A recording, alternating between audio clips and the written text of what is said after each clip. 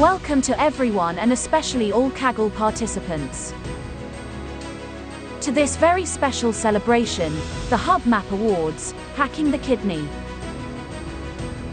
Over 1,200 teams participated in a global Kaggle hackathon, applying deep learning to advance science and innovation by decoding kidney images to individual cells. Which contestant will be an award winner? 9 awards, 60,000 in prizes, and we would like to also thank our sponsors in making this event possible. Along with the National Institutes of Health. And introducing our host, from Eli Lilly, Andrea D'Souza.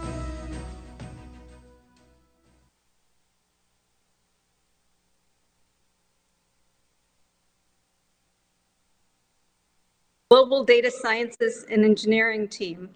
I'm here today in my capacity as an NIH advisor to the HuBMAP initiative, the second human genome project, where we aim to unite science and technology to accelerate our understanding of the human body, the systems, the organs, the tissues at single cell resolution.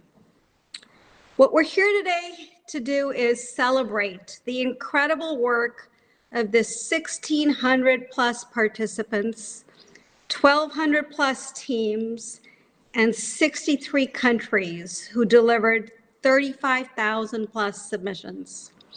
When we started this, I thought we'd get 100 teams. Boy, was I wrong.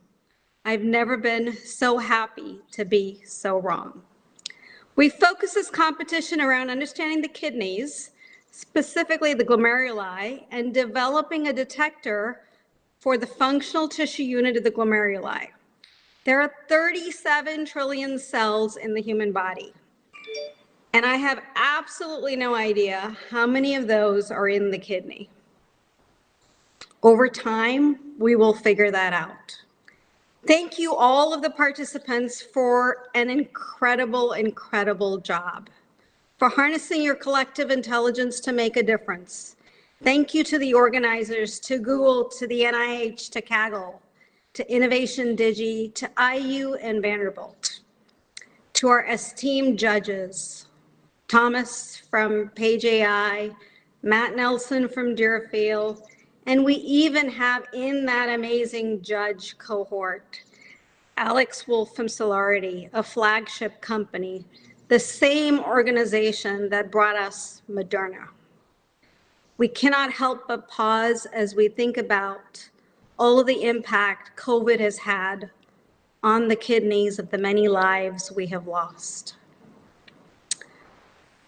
We're here today to celebrate, to think differently, to think boldly, and to honor and respect all of those that have come together to make this happen. Thank you again to our sponsors, Deerfield Healthcare, Google, Roche, Deloitte, Chemical Abstract Services, and Pistorius. We'd love to do this again. Let's get this celebration started.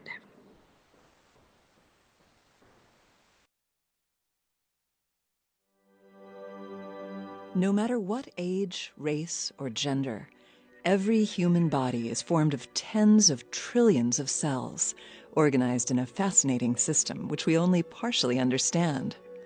Funded by the NIH, the Human Biomolecular Atlas Project, or HuBMAP, is a multidisciplinary research effort by over 200 experts in more than 50 institutions. Its goal?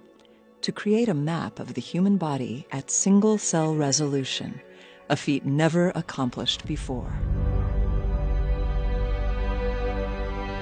HuBMAP's a really exciting project.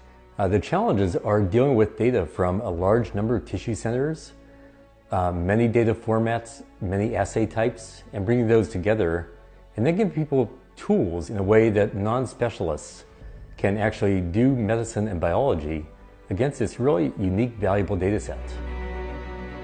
One of the major challenges is the integration. I think there's a whole slew of disparate data sets and data types that are coming in. That all needs to be integrated. It needs to be registered and mapped, so to speak, to a organ system framework, whether that's a common coordinate framework or a physiological, biological-based framework. To develop a map of the human body, NIH needs to coordinate efforts for a diverse international team. Challenges include heterogeneous data, remote communication, large-scale data transfer, and the standardization of workflows. All of this has to happen across a dynamic technological, social, and political landscape. To put together a whole piece of product that we can deliver to the community and make them understandable to the general public, while everything is somewhere in the middle of changing is very difficult. At this point, we have 18 funded groups that we have to try to pull everybody together, get everyone coordinated and on the same path towards similar goals. Each group has a superpower. Capturing cells in spatial, three-dimensional detail will help us bring together knowledge distributed across multiple disciplines. If you go to a doctor, they look at you with clinical systems at the body level. If you talk to scientists, they look at the cellular level and they can explain you very complicated phenomena, but not necessarily are able to bring it all the way up to the medical level information. So what drove me was the idea that we need to bring this somehow together in a multi-scale, multi-dimensional database or tool. My personal hope is that the work that we do in HuBMAP can then catalyze this as a general approach in many different areas of science. My ambition is that the legacy of HuBMAP in 10 or 20 years' time is really thinking about and realizing that using a single-cell analysis type approach for tissues, for understanding complex environments is the default way in which science is done. So we're building a map on healthy human tissue, but ultimately this is going to be, we think, a model for what could be used for a human disease. What does it look like when things go wrong? So to have a nice, if you will, reference map that is incredibly high detailed on a healthy person, it's really going to help us understand what happens when things go wrong, when disease appears. The need for a common language between several highly specialized disciplines prompts HuBMAP to become a catalyst for innovation and collaboration. Our need for knowledge has prompted many notable scientific advancements in the past. So our HuBMAP members are part of a great tradition, and they are only getting started.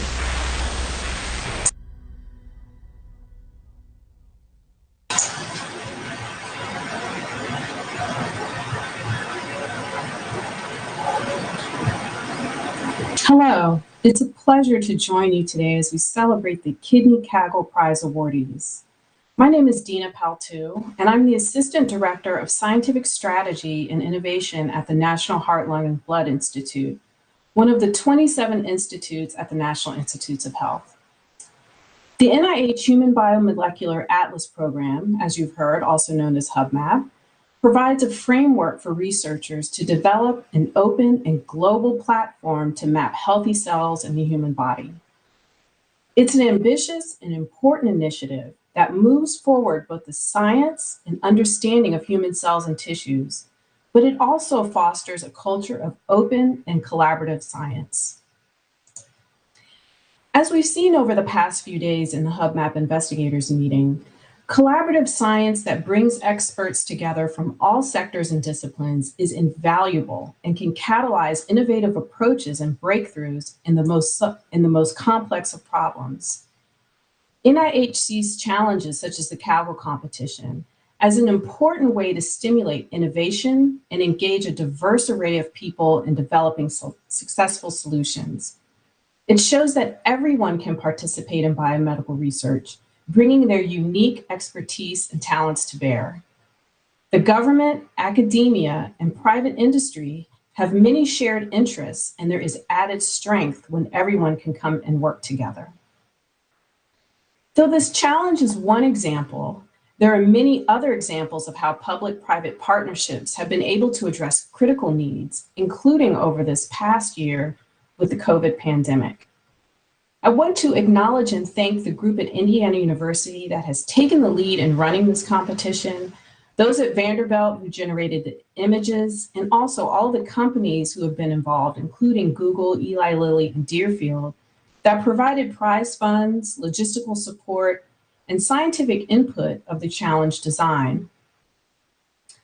The challenge for hacking the kidney competition was to identify functional tissue units within the kidney with better automated approaches for segmenting glomeruli for images of kidney tissue. The response to this challenge has been very impressive, as you heard from Dr. D'Souza.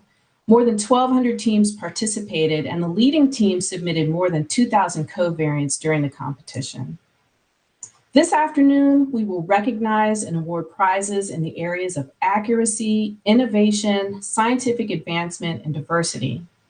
But I'd also like to recognize and celebrate the foundation built by all the teams that participated. The innovative tools developed as a part of this challenge will enable better annotation of images and a better understanding of the organization of tissues, thus revealing deeper insights into the dysregulation, dysfunction, and breakdown caused by disease. This is another important step toward accelerating the world's understanding of the relationships between cell and tissue organization and function in human health. Next, you will hear from Dr. Kati Bonner, Professor of Engineering and Information Science at Indiana University, about the science and partnership of HuBMAP. Thank you all who participated in this challenge and for your hard work, and congratulations to the prize awardees. Thank you.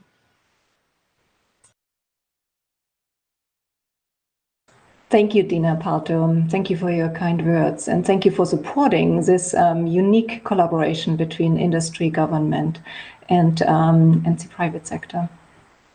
We would like to show you a little bit about the HuBMAP science, that is the context for this Kaggle competition.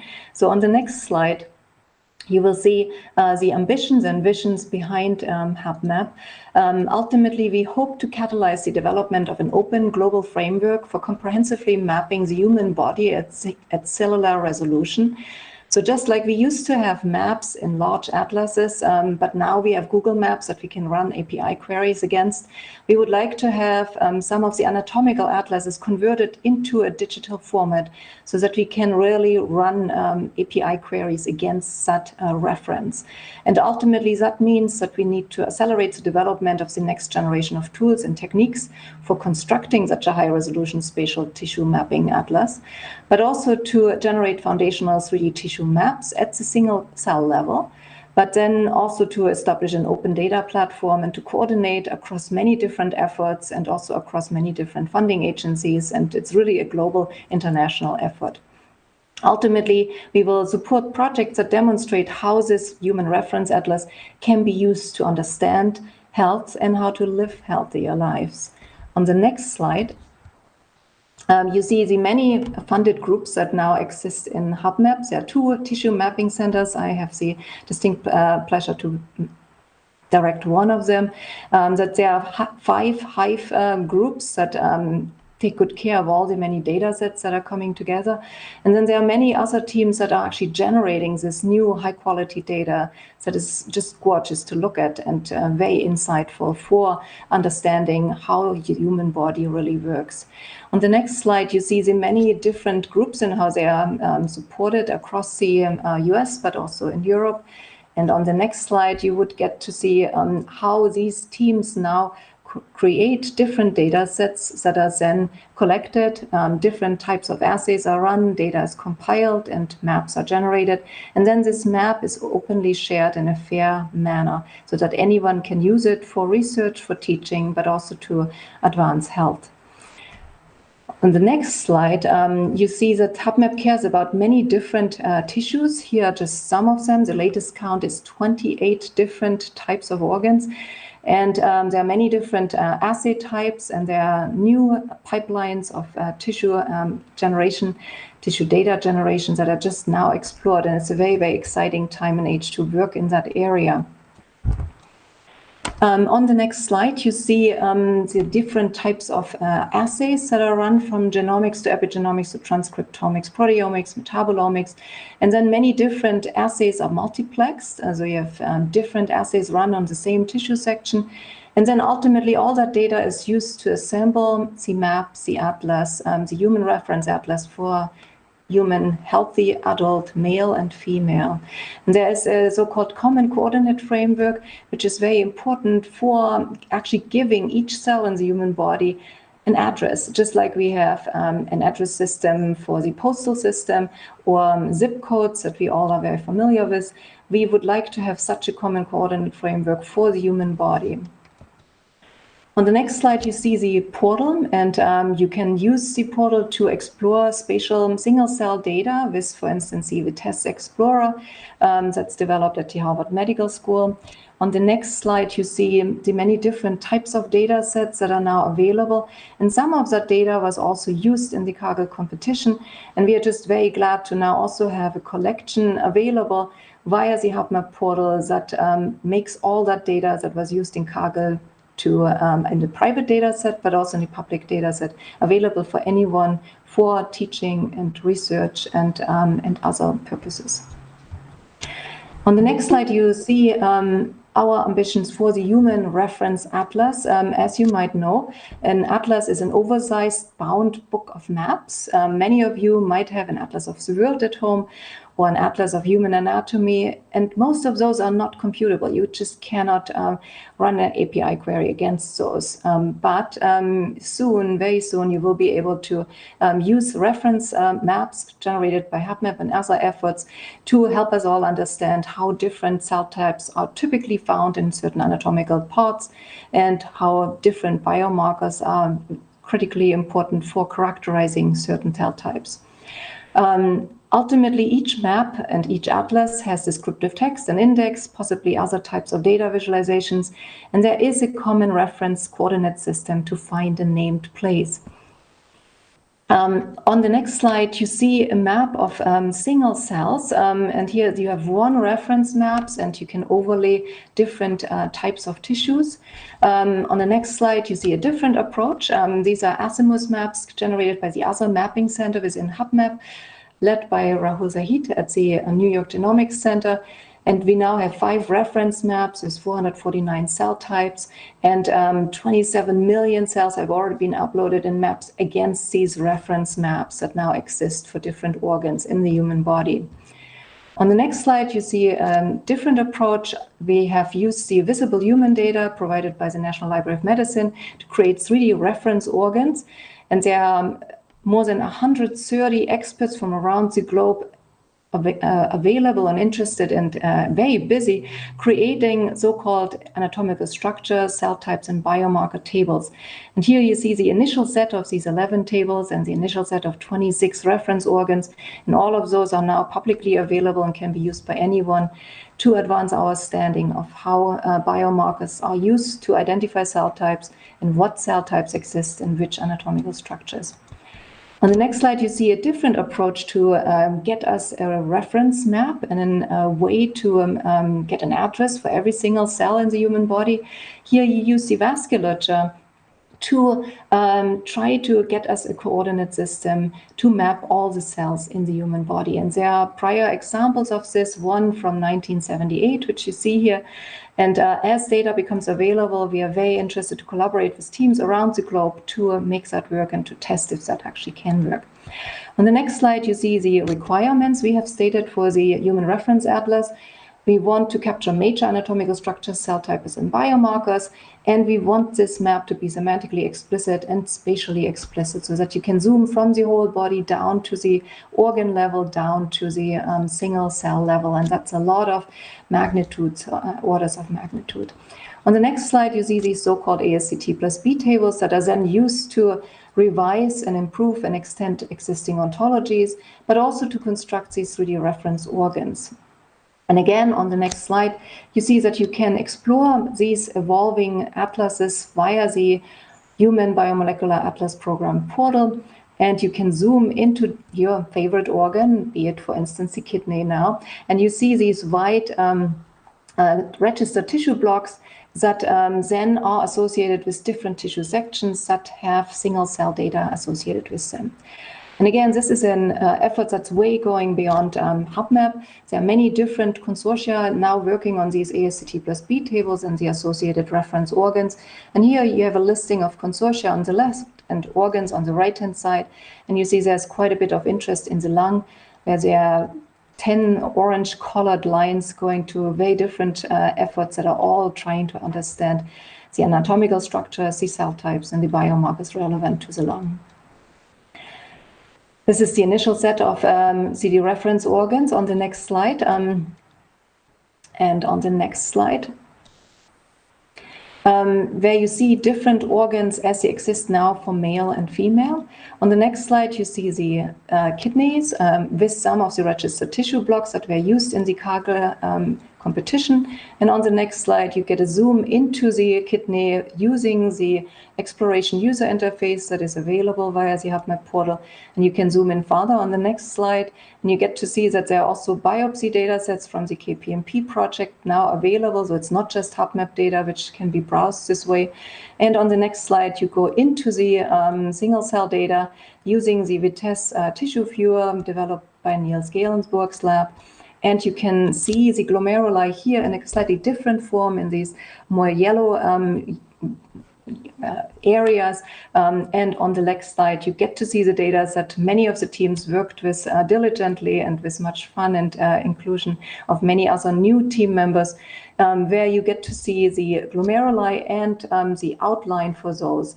And we have more than 7,000 manually, semi-manually annotated glomeruli in the data set. It was an amazing accomplishment by the Vanderbilt team to make that data available and to for us to be able to use it in this data competition. And I would love to again thank all in the Hive team and also all on the HuBMAP team for supporting this competition. And all these data sets will become available at 3 o'clock today, Eastern Daylight Saving Time, so that they can be widely used for research and teaching.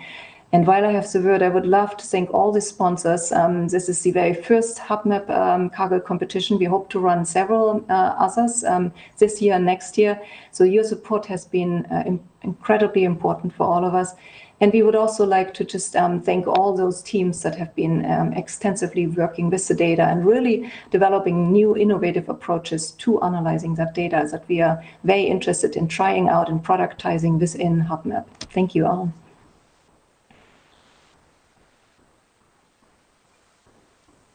Hello all and welcome. I'm Leah Scherschel, a research analyst at Indiana University, and the competitors in the audience probably recognize my face from the discussion forum.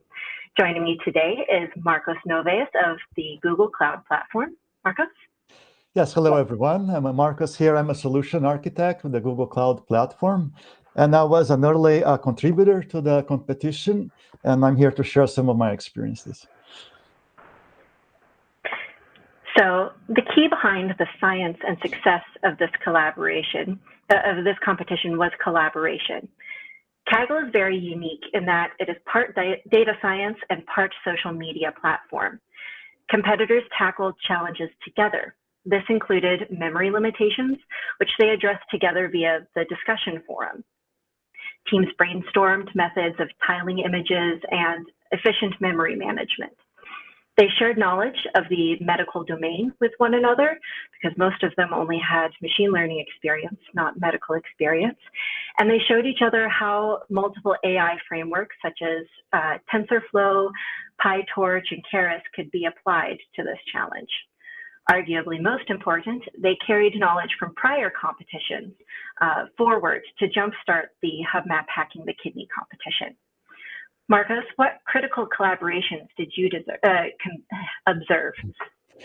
Right at the start of the competition, what I observed is that the challenge is that those images were such high resolution that it was a problem even to look at them. So immediately some users jumped in, sharing notebooks just on the visualization of the images with the right packages to decode those high resolution TIFF images. And then we went on to the task, now how do I process them? How do I take those images, divide into tiles so they can be processed. And right on the first week, someone has contributed with the best practices of prior competition with a whole model that could do high resolution images. And then the competition accelerated very fast. So you could really see the result of collaboration. And it was amazing to see how users jumped in to help others in the forum and making comments on notebooks, and how that accelerated the competition. Right. As a part of this collaborative spirit, the competitors taught both one another and us throughout the competition. At the beginning, like you said, you shared some starter code on how to build TF records leveraging accelerators. And competitors were able to take that code and reduce it down from about 300 lines to only about 30. They also showed us how to make this small data set, as far as number of images, seem a lot larger due to extensive data augmentation techniques and implementation of a vast array of tiling methods. Much to our astonishment, the teams found that downscaling the images may provide better results. So this wild experimentation, testing many methods with many parameters, provided a deep dive into solutions to this challenge that otherwise would not have been possible. Did you learn anything during this competition, Marcos? Oh, I learned so much. I came into the competition thinking I was more on a teaching role, and I ended up actually learning from everyone. As you said, I came in and I contributed with standard code to divide the image into tiles and store in TF record format. And a couple of days later, another competitor, using my notebook, condensed it from 300 lines to 30. And so I learned a lot from there. And then I think everyone learned a very interesting trick that was contributed in this competition called the famous reshape and transpose trick, which is a very memory efficient way, because again, those are very large resolution images. So very efficient in terms of memory way of dividing the image into tiles for processing. So for us, the most exciting part of these collaborations is the building momentum that we see happening. Very early on, the lessons learned in prior competitions were shared, enabling the competitors to build on top of these solutions rather than starting anew. Competitors even took the time to explain this shared code in depth, so it was accessible to others who are either new to Kaggle or machine learning in general. Additionally, teams went on to compete together in other challenges, maintaining these connections that they made with other Kaggle users. Right, and one thing to note is that this momentum that we build, it doesn't end here with the competition. So the competition is not deleted. All the body of code, all the contributions, and the data sets, they remain as a living Kaggle asset that can continue to influence future competitions. Those notebooks are searchable. So many times when I'm looking for something, I'm not even maybe participating in a competition, but looking for a solution to a problem, I do a Google search, and what comes is a notebook from a Kaggle competition. So this body of code that was produced in this competition will be a landmark kind of a toolkit that will greatly help other scientists to continue to perfect techniques and handle those very high resolution images. So competitors, we encourage you to carry it forward. You've produced so much valuable code that should not be lost. We believe that you can solve specific problems such as this by building off of these shared experiences. Thank you, and congratulations on all of your hard work. Thank you, everyone. Next, it is my pleasure to introduce Addison Howard of Google, who has provided a great deal of support throughout this competition. Addison? Well, hello, everyone. As Leah mentioned, my name is Addison Howard. I'm a program manager on the Kaggle competitions team here at Google. Let me first get something out of the way. For many of you, if you didn't participate in the Kaggle competition, you're likely unfamiliar with Kaggle. And you've all heard about the competition so far, and maybe you just think that there's a bunch of computers trying to help do the tried and true work that postdocs, scientific researchers, and academics have been doing for decades. And the question you may be asking yourself is this. Here on this next slide, will artificial intelligence take my job? And now let me give you the quick answer to that here on this next slide. The short answer is maybe. So machine learning, artificial intelligence, data science, whatever you may call it, is a powerful element at play in the future of work. It allows machines to learn from data and perform many of the tasks that humans do. In the early days, it started with the assessment of credit risk and sorting mail with handwritten characters. Now it's classifying eye diagnoses. So ophthalmologists can now spend more time on the human elements of eye medicine and furthering research. It's identifying endangered humpback whales, so biologists can spend more time on conservation efforts instead of simply whale watching. And it can reduce human error on an assembly line, so workers can spend more time innovating and creating new features. So don't worry, even though I said maybe, machines can still not do the things that require a novel approach or are based on something that they really haven't seen many times before. And as the state-of-the-art in machine learning is constantly shifting, a community of data scientists hungry for opportunities to test new ideas is a perfect place to push these boundaries. So the next slide here, as you see, that's where Kaggle comes in. Kaggle is the world's largest machine learning community with over 6.5 million members. We've historically become synonymous with machine learning competitions. While that is our flagship product and probably what we're still best known for, we're also one of the largest platforms for open data sets in the world. We host our own cloud notebooks. We have online training courses for data science and much, much more. We've hosted hundreds of competitions, and we're honestly blown away by the way the Kaggle community continues to surface the latest technologies in the space. Like Leah and Marcos mentioned, we've been fortunate to witness the birth or the spread of many of the leading data science techniques, from random forest decision trees, light GBMs, XGBoost, introduction of libraries like Keras, all have a connection to starting or growing on Kaggle. And the Kaggle community is filled with data scientists eager to experiment and quickly uncover the benefits and shortcomings of newly introduced products and methodologies on a wide variety of subject matters, even those that are completely outside the scope of their day-to-day line of work. So naturally, the HuBMAP competition was a great fit for Kaggle. What if we tasked the Kaggle community with the work already being done in the kidney tissue identification and classification area?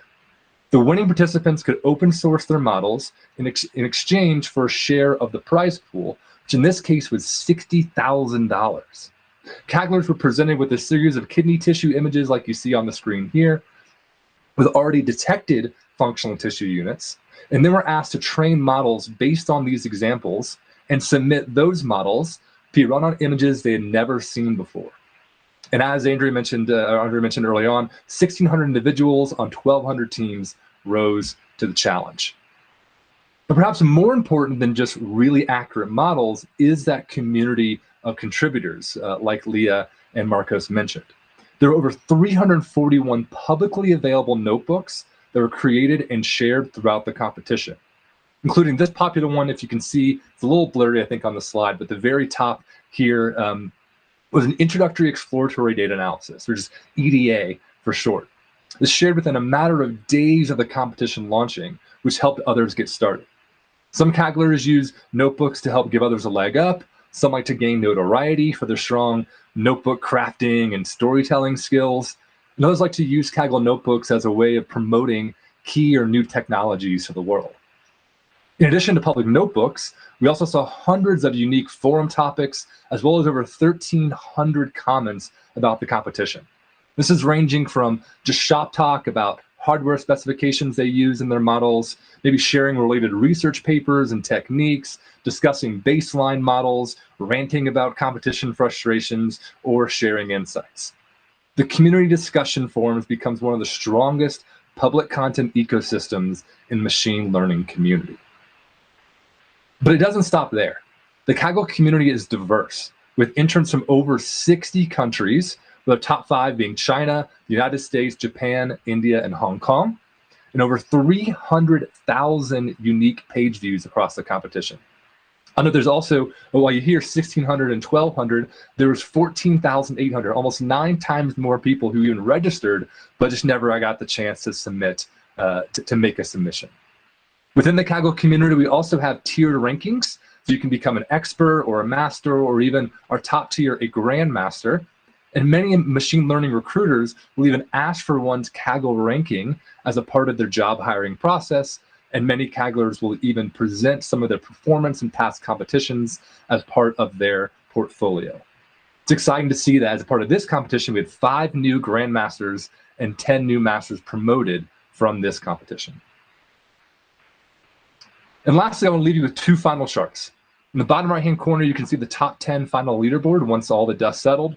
And I'll point to it, the color circles around them indicate their Kaggle rank. But it's always really exciting to see Tom, who came in first, as a Kaggle master. In third place, we had 2 Kaggle masters. In the middle there, in second place, we had a couple of relatively newbies. I don't mean that of any sort of offense to our second place team, but this is only one of their second Kaggle competitions. It's always great to see this mix of industry expertise, machine learning expertise, come in one location and sort of duke it out, as well as share together. In the upper left-hand corner, you'll see a few items. In blue is the number of daily submissions that were made to the competition. As expected, interest continued to build as the competition went on. And in red and yellow is our top score trackers. Yellow is what we call the public leaderboard. That's what participants see throughout the competition. But red is based on a different unknown subset of the data and determines the real winner at the end. It's always exciting to see where different step changes will occur as new insights are gleaned and features are uncovered in a data set. Our winner, Tom, submitted 117 times over the course of the competition and achieved the overall best score on March 27th, over a month prior to when the competition had concluded. So I want to thank everybody so far who's already presented. So much thanks comes out from the Kaggle team to all those who've been involved. We're excited to work with this team here in the future. I believe next we have a panel discussion, and we will transfer over to that, to our judges panel.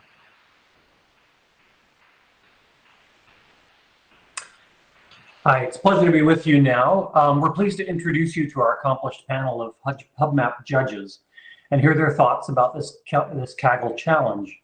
I'll go ahead and go first. I'd like to first ask a question of Zarina Gallus. Zarina, we understand you were involved from the beginning with the HuBMAP concept of mapping the entire human body all the way to single cell resolution. Can you tell us, how does the objective of this Kaggle challenge relate to what HuBMAP is striving to achieve? Hello, everyone, and very exciting to be here. It's our first Kaggle competition. As you said, indeed, I was involved in the concept from the beginning.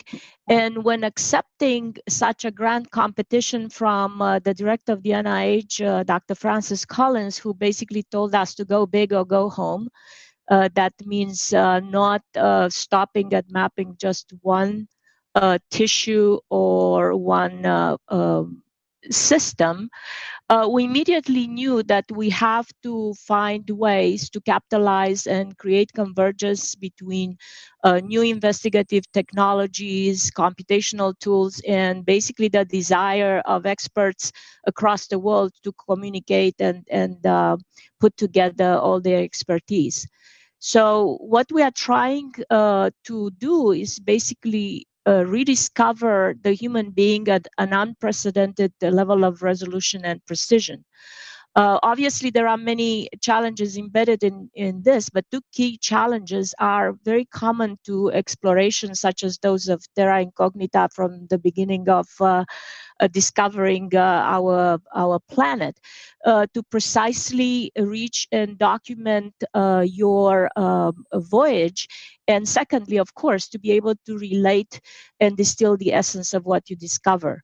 So recognizing that we are not going to be able to precisely report back on the many trillions of cells that make the human body, we had to start to strategize how we can make this an achievable task, at least to begin with.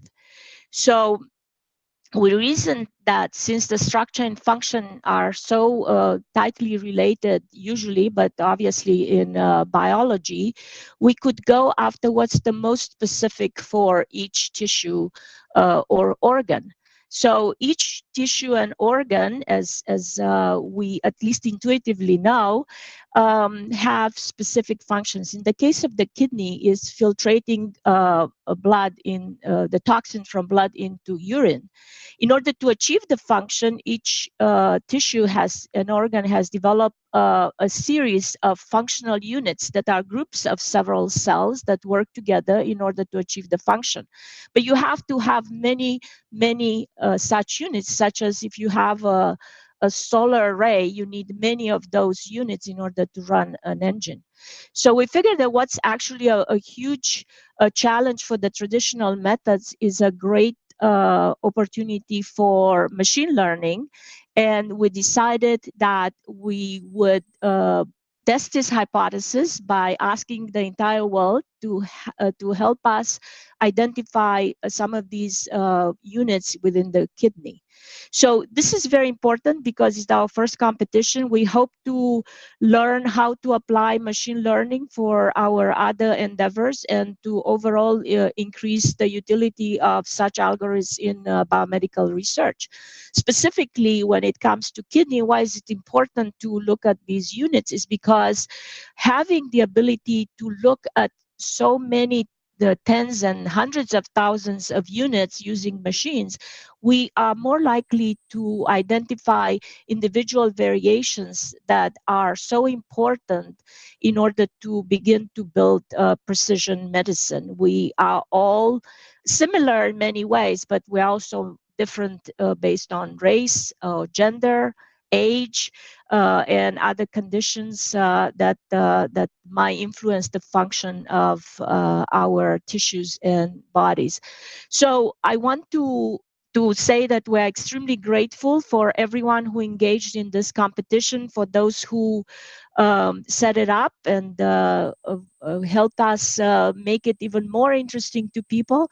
But I also want to invite anybody else who watching this is intrigued to join us, whether you are a researcher or maybe a computational expert or any kind of expertise, or maybe a visual artist, or hope to become one. We're also looking to help grow the next generation of contributors, or maybe even a person who decides that they would like to donate their organ or the entire body to science, to please check us out. We are very interested in enhancing diversity of contributions of any kind to the program, and together solving this huge challenge. Thank you so much. Thank you a lot. I also want to thank all the judges for the fantastic work they have done. The Herculean task to winnow down 1,600 excellent submissions to the winners we're gonna see today is of course amazing. I'd have a question for Amy. So Amy is leading. Hi, Amy is leading the Allen Institute, so the division at the Allen Institute on neuroscience, immunology, and cell science. So Amy, if you put the Kaggle competition in context to your own work, so how does that influence projects or scientific work you would do at the Allen Institute? Hi, so again, my name is Amy Bernard. I'm Director of Science and Technology Strategy at the Allen Institute. And the Allen Institute, we have complementary and aligning goals with what's going on with Kaggle and also what's going on with HuBMAP. So our goals are really to create impact and advanced science in areas that intersect biology as well as technology. And to do that, we focus on three primary areas. We focus, as you said, on immunology, neuroscience, and cell science. And we don't actually directly study the kidney. However, we were very excited about this particular competition because some of the key areas that are needed scientifically for advancement of our own goals involve things like complex image segmentation. So we were really excited to be able to participate just in terms of getting excitement around advancing the technologies of machine learning to tackle these goals. And in addition to that, our neuroscience teams are also addressing very specifically similar and complementary goals to help what we're also doing in HuBMAP. So that's to build a map of the brain. at a cellular level to create a reference space and to create a framework where not just we can put in data that describes the cellular composition of the brain, but we're open to the community as well to generate data and map data in that way. So all of the work that we do at the Allen Institute really does align with the kind of work going on here with the Kaggle competition, and we're so happy to be involved in it in any way at all. It's just really exciting to see the kind of grassroots support coming up for these kinds of competitions. So congratulations to all of the participants. Really, hacking the kidney isn't so much about hacking the kidney as getting the organized teams together to tackle these big problems in bioscience and data analysis. Thank you so much, Amy. Exciting to see the work that's going on in the human brain as well. Our next question is for Judge Megan Brusco. Megan, what was the highlight for you throughout the competition? Hi there. As an immunologist, a kidney is certainly not my area of expertise. I've been working at the University of Florida in the TMC responsible for mapping the spleen, thymus, and lymph node. So the highlight for me was the open nature of this competition. I'd never experienced a Kaggle competition before. And I think as a HuBMAP investigator, it's obvious that team science is important to me, and that I think that this is really one of the best ways we have to address biomedical research in this age of data proliferation. And so what I saw throughout the competition was open sharing, people supporting each other, and all of that within the Kaggle network I think is so important and really aligns with our goals within HuBMAP and other tissue consortia in terms of supporting each other's efforts in real time, acknowledging each other's efforts in real time, and building something together. So I really am happy to participate. Appreciate it so much. Thank you. That's really outstanding. Thank you so much, Megan. So next up, Blue Lake. So Blue, I mean, you're working on the kidney cell atlas, right? So maybe you can speak briefly how these two initiatives go together and how you see the challenge impacting your work. Yeah, so these functional tissue units in the kidney, like the glomerulus, they're essentially critical cellular neighborhoods where distinct cells will interact and work together for the overall function of the organ. And so our TMC is dedicated within HuBMAP to understand the composition of these neighborhoods using single cell, omic and multi-omic technologies, and also to then kind of place them back into the neighborhoods or functional tissue units using spatial imaging technologies. So computational tools like those that are being developed through this kind of competition are really important to help us identify these key structures, not only to just quantify them or spatially localize them within the organ, but also to capture some additional features of these units, maybe size, shape, or the quality of the units. And then we can really start seeing how these kind of variations are occurring normally in healthy adults across age or sex, but also how these variations are occurring in disease. And then our ultimate goal is to then try to link this further back to specific cell types within these units to see basically how this can relate to the underlying mechanism of normal function and disease. Great. Thank you, Blue. So our next judge that we'll hear from is David Van Valen. David, so when considering this research code competition, what was the most valuable, interesting method you observed in the submitted code? You know, I think the methods that I liked, well, the ones that I found the most innovative were the ones that actually dived in the data and the annotations. I think there has been a very vibrant field of research with people trying to improve methods by developing new model architectures. But what is underappreciated, but is also very valuable, is improving these methods by improving the underlying data and the underlying annotations. And so the competitors who embarked on that journey, I found their submissions were very, very, very nice.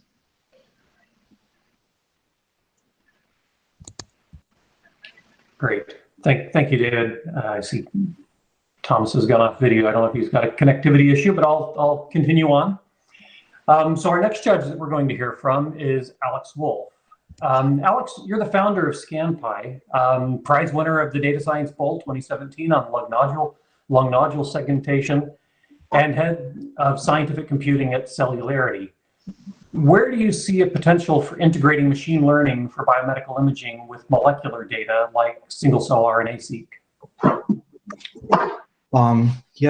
Thank you. I think this is sort of the new challenge that will connect into what's been done in this competition, combining phenotypic learning with molecular learning. HuBMAP embraces that. In the EU, the Lifetime Initiative also embraces that already. At Polarity, we kind of try to use that to put phenotypes relevant for drug discovery together with the mechanisms underlying drug discovery. And the challenge is on, I would say, and great that we have this competition as a meaningful first step in that direction. Yeah, thank you, Alex. So let's continue on. Have an additional question for Zarina. Zarina, if you are on, why was the tissue functional unit selected for this challenge?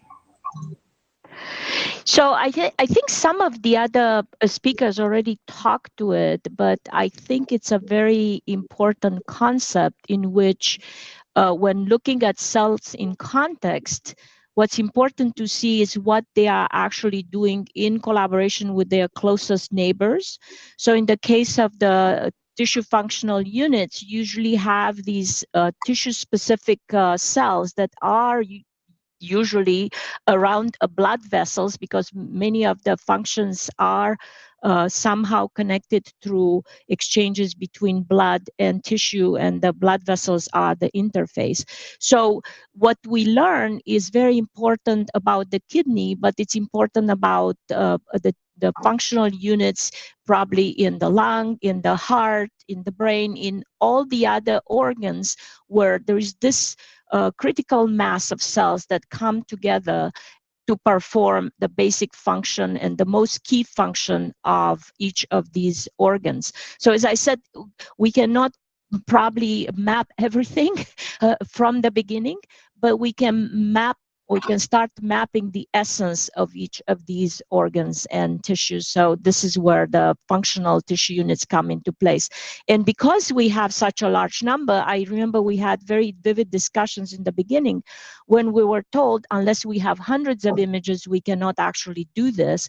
But then knowing that we have hundreds of thousands of similar objects, we decided that this is probably a good way of using machine learning. And I guess the over 1,000 people who engage in this showed us that this is a doable thing, so we can now try to repeat for other organs.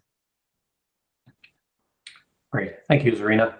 Sure. I think we have time for one final question in this section. So, Amy, coming back to you, projects like HuBMAP make bioscience data open and available to the whole research community for everything from data mining to machine learning, algorithm training. Can you tell us about other open science projects that generate large quantities of open data and why they're important? Absolutely. So open data, 10 years ago, it wasn't considered so much of a thing. Most people's data was stuck in peer publications, or maybe behind a firewall, or worse yet, on somebody's own personal drive on their computer, so it wasn't accessible. So really these shared platforms, especially Kaggle and others, that are now distributing data in the cloud and making them open and available to people are indispensable for these kinds of discovery efforts. So another really big effort that is also funded by the NIH is the Brain Cell Data Center project as part of the Brain Cell Census project. There's an awful lot of open data at the cellular level resolution for transcriptomics, as well as image and spatial information coming through that's made available to the community. There's also a peripheral nervous system project funded by the NIH General Fund called SPARC, which gathers data across multiple different systems for both model systems, animal systems, as well as human. These are just a couple of bioscience data-based projects that are open to the community. There are also very large data sets that the Allen Institute has been generating over time for the immune system, for cell science, as well as for brain science. And Kaggle certainly, as was mentioned earlier, hosts a very large number of open data sets. So for people who are interested in mining data, there's just vast amounts now open and available. And I would really encourage people to look first for the data that's open before thinking about generating new, because so much can be learned from the data that's there. Great, thank you. And I want to again thank all of our judges for participating in this and putting your time into reviewing and scoring these. We look forward to the award presentation coming up. So this is Andrea. Since I've got such an amazing panel of judges with expertise way beyond any one of us individually, one of the key challenges we have within our scientific community is how open should data be, particularly patient-level data. As you think about the substrate for AI, machine learning being data, can David, Amy, Alex, can you maybe share your perspectives from your very different lenses, academic, institute, and then private company? How about we start with Amy and then go to David and Alex? Sure. So in thinking about personal information, this is really tough. This is a struggle for the community, but I think that we're working toward solutions broadly. And I think that part of the challenge is separating out and even defining what is personal information. It used to be, for example, people thought personal information was only at the level of somebody's name and associating that name or an ID code with something that was, say, radiological data. And we now know that even the data itself, particularly when you're thinking about genetic data or you're thinking about even something like facial shape information associated with radiological data, that's now considered identifying. So as our abilities to really understand the features of individual biological information, how those relate to medicine, and then how those relate to individual identity, it becomes very difficult to extract that information, not just at the level of patient records, but at the level of the data itself for identity. So these actually also come into some key questions about identity.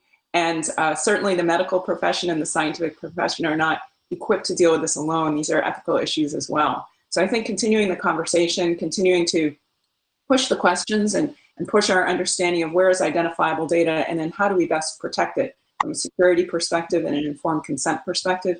These are all challenges that the community is tackling together. David, did we lose you? Are you still there? Alex, what's your thinking on this topic? So I can speak from a perspective of what I think is necessary to like gain insights necessary to treat disease in a better way. And I want to again connect to this idea of combining imaging data and other phenotypic clinical endpoints that we treat out on a patient level with underlying molecular data. And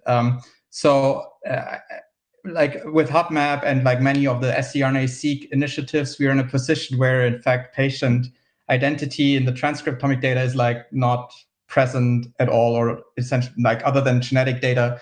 I don't think there's a big problem with patient identity, and similar for the imaging phenotypic clinical endpoint data, that if you want to put these two things together, explain how patient responds to treatment on the phenotypic endpoint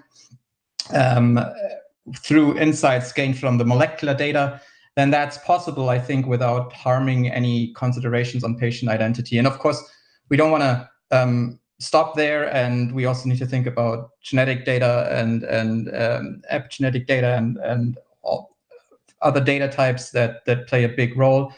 But I'm just not the expert to like comment on that.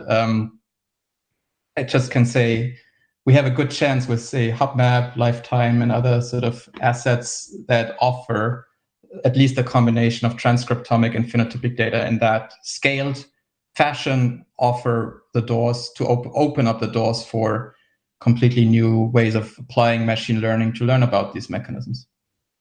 Does it make sense? Yeah, no, it totally makes sense. And even I find myself very divided on this topic. The patient in me wants to completely release my data in a way that it can be used. So the healthcare challenges that I face as a patient and as a person, as part of a population, can be solved. so I can get great medicines and live a really long and healthy and happy life. And then the other part of me is kind of like, well, maybe that's not the best idea, right? So it's this internal paradox that you see playing out to the nth degree. But it seems that we will hit a barrier in precision health, in precision medicine, if we can't solve this problem as a community. So Megan, from your lens, what do you think? I think it's really important that, from the perspective of someone who does a lot of pediatric research, that protection of the individual donor is most important. And I think it should be a goal of these large-scale data initiatives to start planning on how we will educate the public on how we're protecting these data when we generate them. And I think that's a really important goal for us moving forward. Okay. And Matt, you're coming at this from a completely different perspective again, right? So what do you think?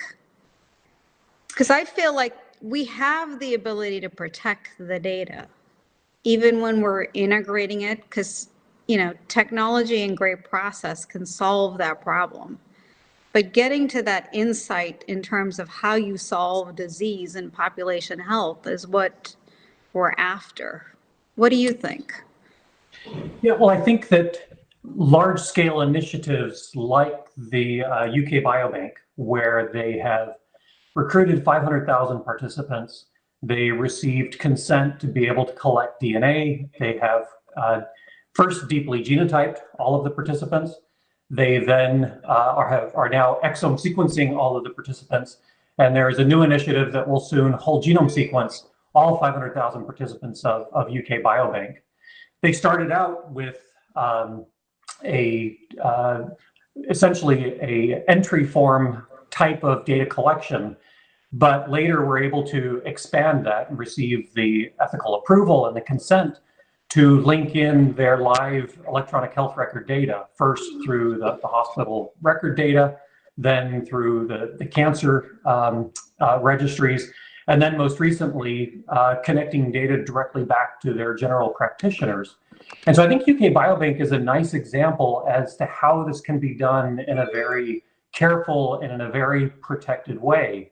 And you can imagine as healthcare becomes more genomically oriented and as personalized healthcare becomes the norm, that if we're able to integrate these data, whether it's the genomic data, imaging data, biomarker data, that by linking that together with understanding what are the diseases, what are the other health characteristics that all of these members of society are facing, that we could learn a huge amount more about that. And so thinking about this now and designing this into our current healthcare system is I think essential, so that in 5 to 10 years from now, we're in a position to really transform how we understand disease and genetics and all of the other factors that contribute to it. So is Dina with us? Yes, I'm here. Dina, we'd love to, I kind of saved you for last on this question. We'd love to hear the NIH perspective on this. Sure. So thank you. As many of you know, or may not know, NIH has a strategic plan for data science, but we also have several policies which really help and aim to facilitate open science and open data, but also to protect participants. We have a genomic data sharing policy, which many of you may be familiar with, that provides protections to sensitive type data by either controlled access and a host of other measures that have been put in place for that, as well as we have a new NIH data management and sharing policy, which will go into effect in a few years.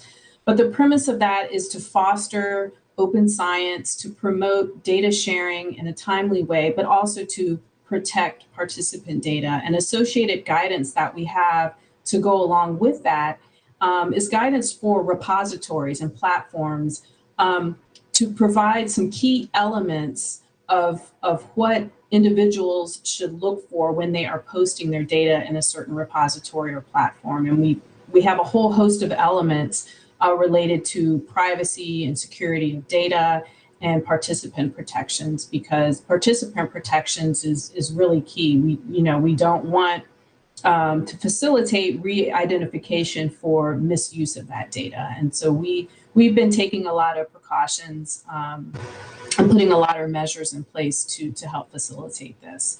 And as we move into an era of data science and new innovative approaches for analyzing data, we definitely have to take this into consideration. And NIH also has a whole host of new research opportunities available related to data science and specifically AI/ML. So we're looking forward to the research that will come out of this. Thank you.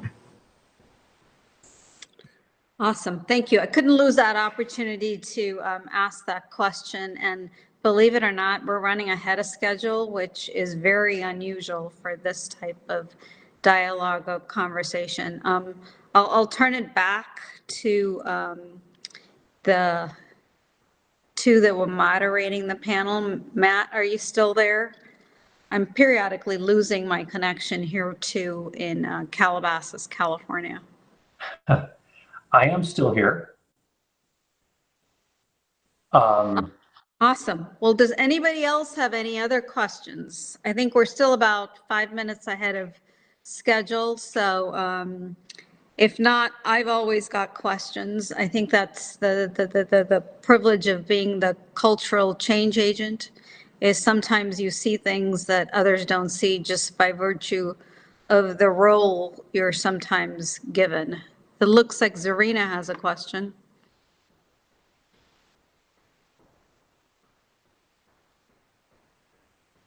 I actually don't have a question. I had a call to action or call to join us.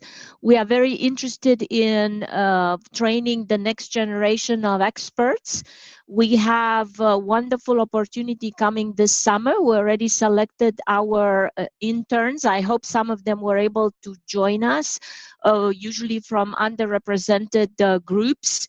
We are very interested in opening up the cutting edge science and technology to them. So if anybody is watching and is thinking and still wondering whether they want to do something like this, please stop wondering and come talk to us. We are looking for the next echelons, and we are happy to host you. As Kati presented in the beginning, we have laboratories that are part of HuBMAP everywhere across the United States, and now we can also do this virtually, obviously. But this will be an amazing opportunity to engage people at the cutting edge of technology and the biomedical science. So please do check us out. Thank you. Awesome, wonderful. Well, I think every single sponsor, when I tried to raise the funds for this, and I'm so grateful for the ease with which that happened. So much of it happened digitally, so much of it happened over text messaging. Everyone echoed that we are all looking for talented staff in this area. And if you see the participants across all of the world, I think it was 63 countries. That speaks to the fact that there's tremendous interest from the community, and these types of initiatives will go a long way towards getting us the talented people that we need. Okay, I think we're ready to move to the awards part of the celebration. Thank you, judges. Thank you, everyone, for sharing your perspective. To my technology partners, clearly we're going to develop policy around protecting our data, protecting our sensitive data, protecting our sensitive data when it's multimodal and the risk of re-identification is high.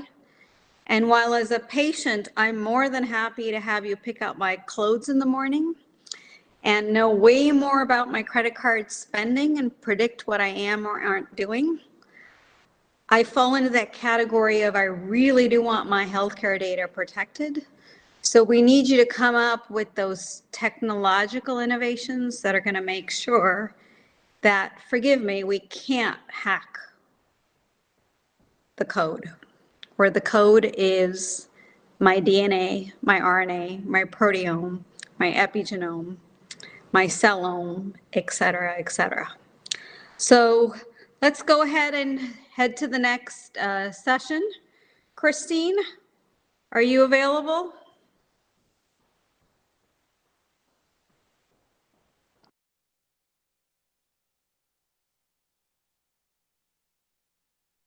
Presenting the HuBMAP Awards. Although non-monetary, the judges wanted to give special recognition to these next winners.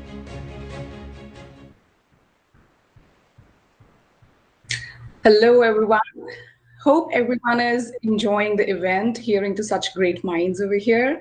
My name is Anshul Sharma. I'm a research scientist at Eli Lilly Pharmaceuticals, working in the space of single-cell RNA-seq. I'm here to present the first award of today's evening, which is the Team Players Kudos Award. And the winner for this is...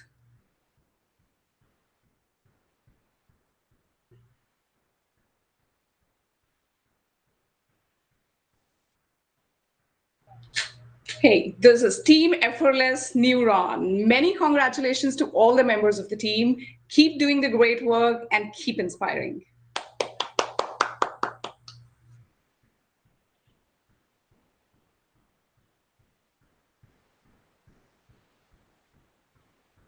Hello, everyone. I'm Richard Holland. I'm a life sciences principal architect here at Google. I'm here to present the Community Hero Kudos Award. This is an award that was recognized by all of us here on someone that has really helped the entire competition community, be it through the forums or through code. And actually, let's actually get right to it on who this actually will be. And that award goes to W.R. Rosa. Congratulations. We really appreciated all of your work in the forums. A lot of different teams mentioned you in their code, and also sharing of information was really well recognized. I want to thank you for all your community help across the competition, through other competitions, and much congratulations. And thank you so much for all your being a community hero. Thank you.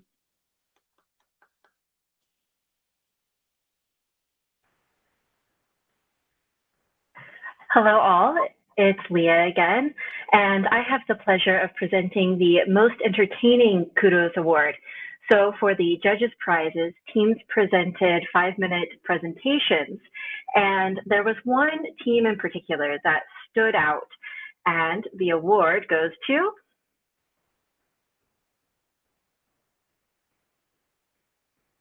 Team Deep/2. Thank you.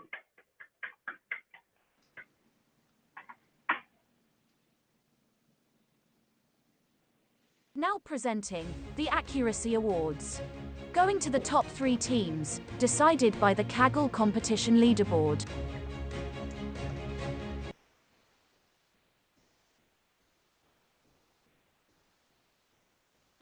Hello, everyone. My name is Albert Iochi, and I am the Senior Director of Innovation at CAS. And I'm here, and it is my honor to present the 3rd place team for accuracy.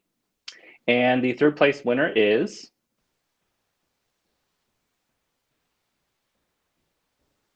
What's Going On?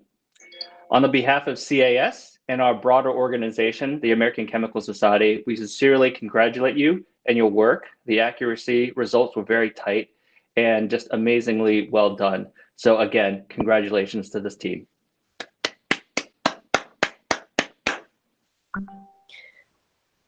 Hi, this is Ashma Gupta. It's a privilege to be here. I'm Global Head of Healthcare Strategy and Solutions over at Google Cloud. In this role, I have a privilege to work with stakeholders across the industry in helping transform their business strategies with AI, machine learning, and cloud. And these are still very, very early days, so truly a privilege and an honor to be here. I will say that thanks to the amazing teams for donating your time and energy towards bringing these novel ideas forward Healthcare needs doers, and they need these ideas, converting them from ideas to action. So with that, I'm very proud to announce the second place winner, Team Gleb, in the accuracy category. Congratulations, team.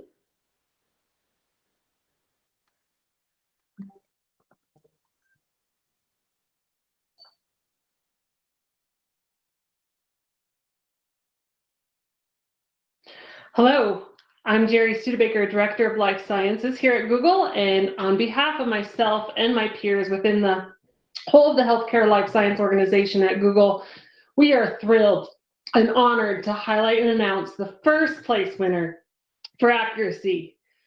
As you heard it before, with over 117 submissions, leaderboard since March, it is my pleasure to announce the winner, the Kaggle master, Tom. Clearly a talented feline here. Congratulations, Tom.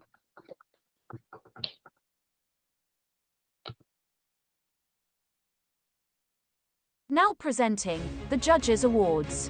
Going to the top entry by category, decided by presentations, reviewed by our panel of judges. Hello, I'm Rosine Omatete, and I'm representing the Pistoia Alliance, a global organization focused on lowering the barriers to innovation through pre-competitive collaboration. Today, I have the distinct pleasure of presenting the Judges Diversity Award. As you know, innovation and diversity go hand in hand, so this recognition is extremely important. And the winner is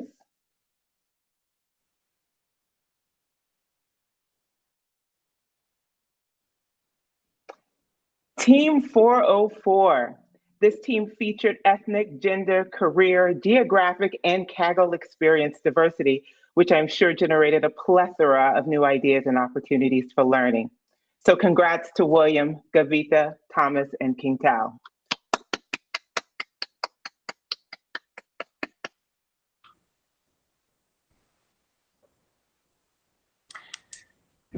Hi, I'm Matt Nelson. I'm the head of genetics at Deerfield, a healthcare investment firm, and it's my pleasure on behalf of Deerfield to announce the Judges Prize for Innovation.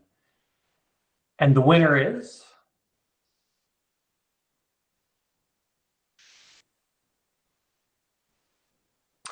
Deep Flash 2. Congratulations, Deep Flash 2. You both nailed it in terms of high accuracy, as well as a very well produced notebook and presentation. So congratulations to Matchus, Theodis, and Madonix.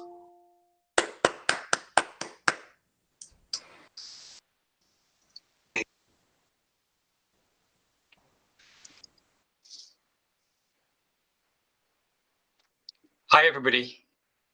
I'm Ryan Copping, and I work for Roche and Genentech. I lead a team called Data Science Acceleration. I'm really excited about the competition and the Kaggle event that's taken place, and really excited as well about AI with medical imaging in general to help us really understand disease, patient, and outcome heterogeneity. So I'm really pleased to be able to announce the scientific award today. This is one that was thinks really important and took into account a lot of different factors, including the methods that were applied, the various metrics and interpretation that was done, how the team validated the work and expressed their limitations of the work as well, generalizability, but also the documentation of the results that they had, the insights, and also their code base. So the winner, I'm proud to announce, is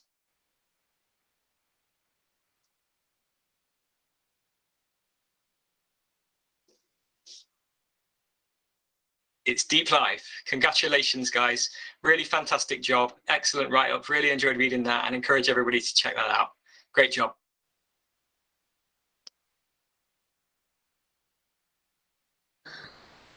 Awesome. Well, thank you, Roche, for sharing the scientific prize with us. Thank you to everybody who made this possible. Before we actually go to Chris, who I understand we're waiting for, I have a question I'd love to get everybody's perspective on. Clearly, the folks that participated in the competition, no machine learning, no deep learning. They've rolled up their sleeves, they're learning it. One of the biggest challenges we face inside the walls of healthcare is helping the upper echelons of our industry understand the fundamentals of AI. Not all of us are lucky enough to have Aviv now at Roche, or to have folks like Matt at Deerfield, or folks like the NIH has. So here's my crowdsourcing moment. How do we get the upper echelons of biotech, of pharma, of the NIH, of all of the different healthcare delivery systems to understand the fundamentals of AI? How are we going to get them there? Anybody? I certainly can take a stab at this. Yep. The Pistoia Alliance is a great opportunity for people across the life sciences R&D ecosystem to come together to not only share experience, but also learn from experts. We've got projects across data-focused domains, and it presents a wonderful learning opportunity for people trying to come up to speed on AI and ML, but also for emerging technologies such as quantum computing or understanding the microbiome, because as you all know, life sciences is about to get far more complex as computer technology advances, and as we start to get more and more granular in how we want to understand the human body. So the Pistoia Alliance is one recommendation, and you can find us at pistoiaalliance.org. So Ryan, how do you guys do this at Roche before we bring Google back on? I think Chris is with us. Hi, Andrea. Yeah, I mean, so obviously a lot of efforts ongoing in this space. Roche is, as you know, a big company, decentralized. So we've got two different research arms. We've got a big pharma division, got a diagnostic division. So I think at the moment, a lot of our investment is around data and also really trying to understand and influence the use cases that could potentially use AI for. And then to the prior point, you know, having a lot of discussion and engagement externally to think about policy and such. But yeah, I think huge emphasis on our end at the moment to try and understand what are some interesting use cases that we can push forward and advance today to benefit the patients, but also trying to build for the future, realizing that a lot of the things we'd really like to be able to do, ultimately, there's a bottleneck often in terms of data. So how do we get towards that and build towards that journey? Okay, awesome. Thank you so much. I think use cases and going what I call the crawl, walk, run journey with AI and using each opportunity to grow your knowledge and your awareness is part of what all of us inside our various sectors are trying to accomplish. So Chris Sekulowski, did I say your name right? Are you with us? I am here with you. Good to be with you, and thanks for having me. And yes, you did say it right, although most folks have known me as Chris Sack for the past almost 30 years in this industry, because it's been my alias for, I can't remember how long. That and my 617 area code. So. Oh, okay. Awesome. I often say the only thing that doesn't change about me is my area code, which was originally the Bay Area 510. So, Chris, clearly, you know, you and I have talked about innovation. You and I have talked about hackathons, and we've talked about the fact that if there's something we all look to Google about changing the world, it's about that innovative hackathon mindset. So can you share a little bit about how Google makes this happen behind the scenes? Sure. First of all, it's a privilege to be with this group of innovators. So thank you all. And we certainly don't have a patent or copyright on innovation or hacking. You actually gave me a good lesson on where the origins of hacking came from. But you are right. It is a core to the culture. We call it, you know, disorganized work, but it's actually, there's a lot behind it. Hacking for us is about going after some of the hardest problems on the planet, not just, you know, within our own businesses. And so at the core of Google is this belief that you encourage through both organized and disorganized hacking, going after the most difficult challenges. Now, when we were talking in the green room, we were talking a bit about how Alphabet is organized. The founders of Google actually organized Alphabet around Google to create a broader fence for the work that happens to create basically a hacking environment across the entire ecosystem of the operating companies inside of Alphabet, to the point where they actually encouraged, and I'm going to coin it and put it on a t-shirt, the phrase, and I'll pay you your royalties after, but the whole concept of creative collisions, where you actually may have 2 or 3 different divisions building the same or at least overlapping functionality, those concentric circles where you see them come together, Andrea. And that's really what drives innovation. It's that tolerance for learning. It's the embracing of failure, because that's what hacking is about. It's taking, chops at something and realizing that maybe you don't have it. But I'll give you an interesting use case scenario. So we were doing some interesting work with our the DERM AI technology that we had, and you've probably seen some press about it lately. And it was all around image recognition. How could you use artificial intelligence and machine learning? And a group of folks who were hacking at that, had published some information. There was another group inside of Alphabet that was completely on the other side, on the manufacturing side, who were trying to catch physical detection, like defect detection and things that are going down the assembly line before the kits are closed up and sealed. And they saw each other's papers. They actually transposed some of it's kind of like the Reese's Pieces. You put some of your chocolate in my peanut butter and your peanut butter in my chocolate. And what they found is that they could actually increase the recognition rate of defects on an assembly line at a higher rate, higher than a human eye could actually catch.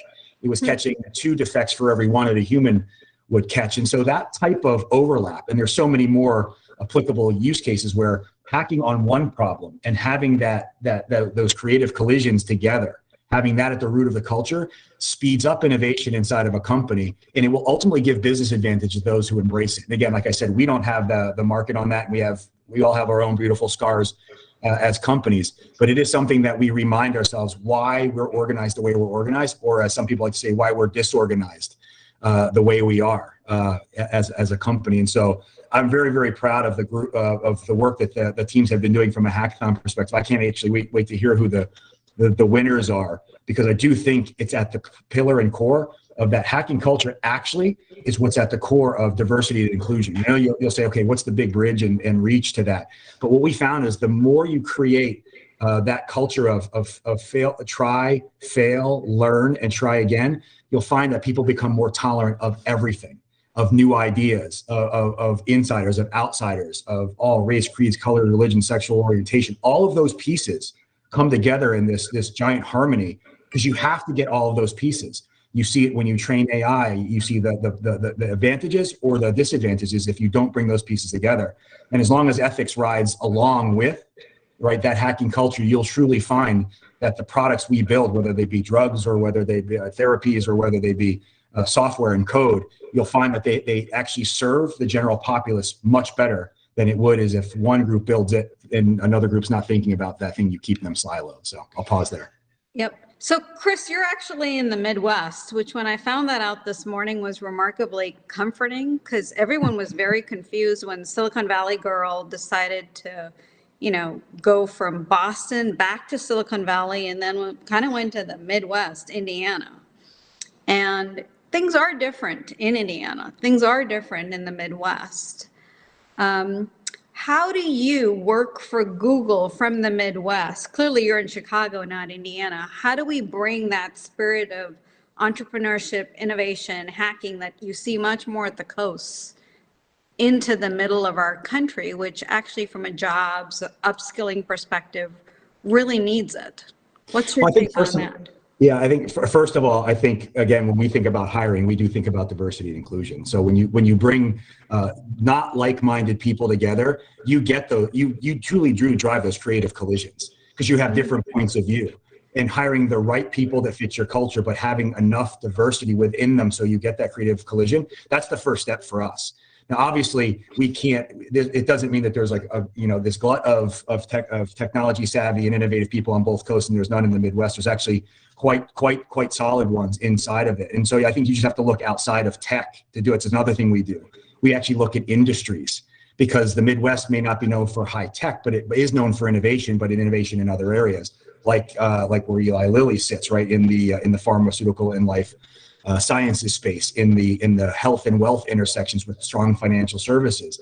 And you find the diversity not only in the people themselves, but in their experiences and the backgrounds they bring. And so when we think about hiring at Google, we think about bringing in both industry and geodemographic, across diverse lines. That's really where we see, and we bring those lines together. And again, for someone who's like you, I've been on both coasts, lived in Seattle for a bunch of years, lived in Boston for a couple, and came here. I was blown away to see the depth of innovation. It just wasn't what I thought was traditional innovation. I thought technology was the only thing that was innovating, and there was nothing going on beyond that.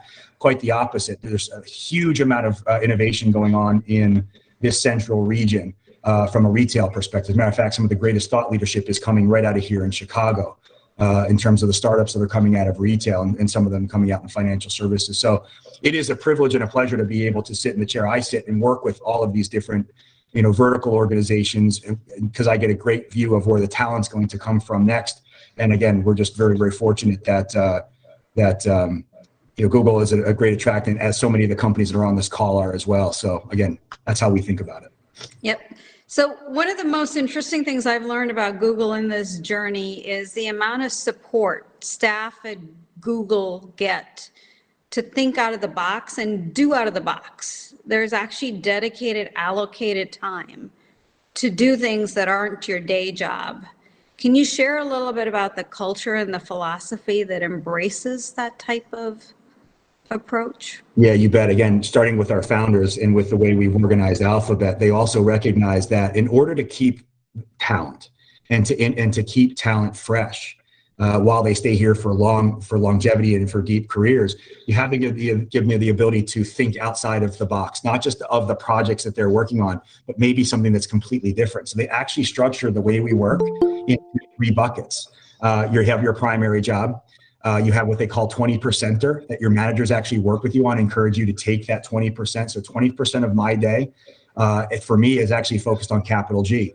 So it's something I wasn't very strong in. It was a passion of mine, understanding where venture capital was flowing into the marketplaces, and actually help our venture capital arm invest in startups that were coming. And so I took on a 20%er project. I'm now on the advisory board for Google's venture capital group, known as Capital G.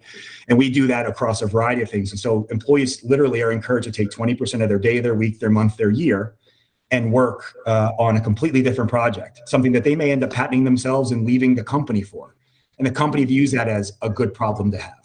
When you're driving that much innovation, some of it will rub off on the products and services we bring to market. In some cases, we may be incubating the next Uber inside of Google. And we've seen so many examples of employees of ours that have gone on to run and create their own companies, and they come back and they feed our ecosystem in Google because they build those technologies on top of the services that they knew. And then the last piece of it is something we were talking about, Andrea, called bungeeing.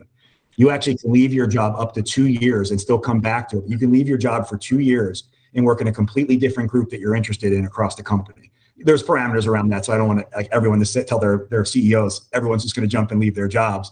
But we actually will do up to 5% of our workforce in any one business unit can bungee into a new role, again, for up to 2 years. Most of those assignments last 6 to 12 months. But employees love them. It recharges them. It refreshes them. They get new perspectives. They see a diverse set of experiences, and they bring that back to the group that they're coding or projecting with. It's fantastic. Yep. Well, thank you so much, Chris. Ryan, when Chris and I were talking, I started my career at Syntax that got acquired by Roche, and we just lost the founder of Gilead, who did amazing things for HIV. But way back when I was an entry-level biologist, my entry into technology and IT came from what we call these Friday afternoon science programs, where you could take Friday afternoon and go do anything your heart desired within the boundaries and the wall of what was then Syntax. And my first computational project actually started on one of those Friday afternoon science projects. It turned out amazingly well. I always consider it dumb, beginner luck. And it led to this career journey that I probably would never have had if we didn't have those types of programs. And sometimes I feel as we have this amazing convergence of human biology exploding at an unprecedented level, technology, AI, ML changing the world, things like COVID clearly need us to think differently, be differently. Healthcare delivery all over the world needs to change. It feels to me like we all need to bring back, whether you call it bungee jumping or Friday afternoon science, that tolerance for the willingness to experiment, to fail, and to have the time and the mental space to do these creative collision experiments. Yeah, you bet. I mean, listen, it's been a privilege to be a part of this with you all. I hope we get the opportunity to do it again. And whether you bring us in every Friday or once a quarter or once a year, these are a privilege and a pleasure for us. We love them. We look for them. We love to be a part of them, and we love to fund them and staff them. And so please do keep us in mind as we go to you. But you know, here's to celebrating you all and the work you guys are doing here today. So I'll show you some new beta technology in there. Okay. Well, awesome. Well, thank you, everyone. I'll give it back to Richard. Honestly, I can't remember what's next, but I think the NIH is going to close it off for us. Is that correct? Great. Thanks, Andrea. Thank you, Chris. Great. Well, thank you very much for everyone who's been involved in this challenge. I wanted to add my thanks to the judges and the sponsors and to Leah and colleagues at Indiana University for running this challenge and putting together and analyzing all the entries that came in. I also wanted to congratulate the award winners for their essentially the community that's developed around this challenge. And I think that's the most impressive part from our side as to one of the outcomes from this competition. And I wanted to go back and echo Dina and Zarina's comments from earlier about how this challenge has highlighted how it's important to bring in a diverse range of expertise and talent from around the world, and that really helps us move forward biomedical research by bringing new ideas and approaches in to help us solve some of the critical problems we have and that we face in analysing our data as we generate it. Some challenges highlighted how government, academia and private industry can work together to address common challenges. And although this challenge was particularly focused on a key part of our workflow in HuBMAP, it is a common problem across many different areas of research and how we segment out these in a robust and reliable way, these multicellular structures. And I think it's also important to note that this is the first part of potentially many challenges. Now that we can segment these structures out, we also now need to be able to robustly label them, come up with annotations that match the details of the structures that we've segmented out. So we've already started thinking about what future challenges look like, and we very much look forward to working with the partners that are developed around this competition as we move forward with our next challenge, hopefully in the next 6 to 9 months or so. So I just wanted to finish again by thanking everyone who's been involved in organizing and running this challenge, and we very much appreciate all their efforts. And with that, I'll turn it back to the hosts. Yeah, so I just wanted to say, since we ran a little bit early, Christine is with us. This actually started way back when, in the midst of COVID, with an attempt to put Indiana on the map as a mechanism by which we could lead innovation. Christine Drury comes to us from Innovation Digi. I'd love to have Christine say a couple of words around what this meant to the state of Indiana. Clearly, this is much, much bigger. It's no longer about Indiana. It is about the world. We had 63 countries come on board. But, knowing that Chris came from Chicago, I would like to leave with this parting message before Christine said some things. Innovation can happen anywhere. Christine? I agree, Andrea, and it was such an honor to be a part of this important event. Congratulations to all the folks who worked together to pull it off. It's really put everyone on the map, and it's an honor also for Indiana to have played such a pivotal role as the president of Innovation Digi and one of the partners who helped to announce and host this competition. We're thrilled to be a part of not only advancing technology, but also advancing human health. And I was a little bit late, so I'm unsure if I'm still supposed to announce the award that I heard about, or am I too late? Oh, We already skipped over it and announced it, but I do want to say big heartfelt thanks to everyone. And may we continue to do more of these together on behalf of all of the cells in the human body, whether they're going to behave or, to our celerity judge, periodically misbehave. With that, goodbye.